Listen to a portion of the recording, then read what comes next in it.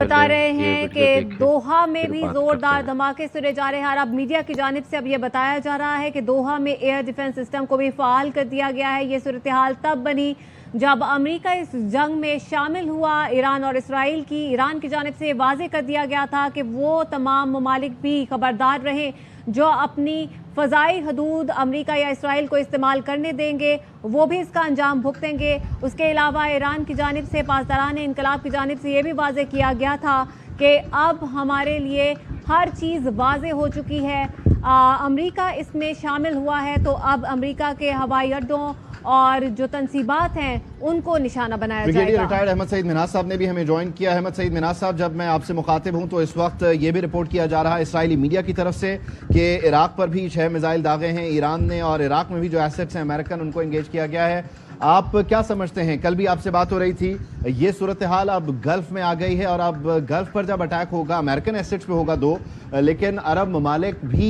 Iran की तरफ जो उनके मजम्मती बयानात और मामलात है उससे अब कुछ मुख्तलिफ कुछ डिफरेंट सोच रहे होंगे। जी बिल्कुल, ये एक अनवारंटेड किस्म की सिचुएशन है क्योंकि ये एक्सपेक्ट किया जा रहा था कि ईरान जो है वो इसराइल के साथ तो अपनी जंग जारी रखेगा, रिएक्ट करता रहेगा, लेकिन अमेरिकन इंटरेस्ट के जो मिडिल ईस्ट के अंदर हैं या उनके एसेट्स हैं उसके ऊपर कार्रवाई नहीं करेगा। ये एक मेरे ख्याल में एस्केलेशन लैडर के ऊपर पहला कदम है और यहाँ से जंग जो है वो एक नया टर्न ले सकती है अगर ये अटैक या मिसाइल्स वाकई जो है वो ईरान ने फायर किया। अब ये देखना पड़ेगा इनकी ट्रेजेक्ट्री भी।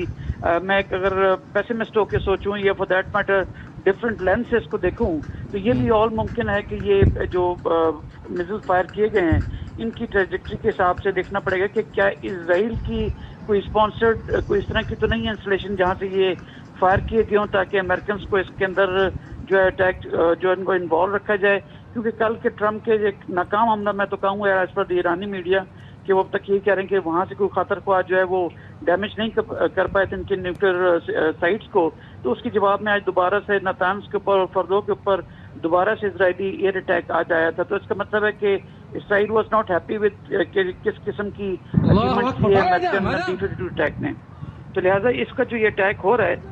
अगर ये वाकई ईरान की जानिब से तो ये वॉर एस्केलेशन की जानिब से है, लेकिन ये जरूर देखना होगा क्यों जो कहते हैं कि everything is fair in love and war, तो अगर ये इसराइल की कोई स्पॉन्सर्ड अटैक है या कोई इस तरह के मिसाइल्स आए हैं तो फिर अमेरिकन को फॉरेन सैटेलाइट इसको देखना पड़ेगा, या फॉर दैट मैटर चाइना और रशिया जिनके सैटेलाइट्स हवा में मौजूद हैं स्पेस में, वो सारी चीज़ को मॉनिटर कर रहे होंगे। लेकिन अगर ईरान ने वाकई ये की है तो मैं समझता हूँ कि इंतहाई खतरनाक एक चीज़ डेवलपमेंट है जो कि मिडिल ईस्ट को जो है वो फर्दर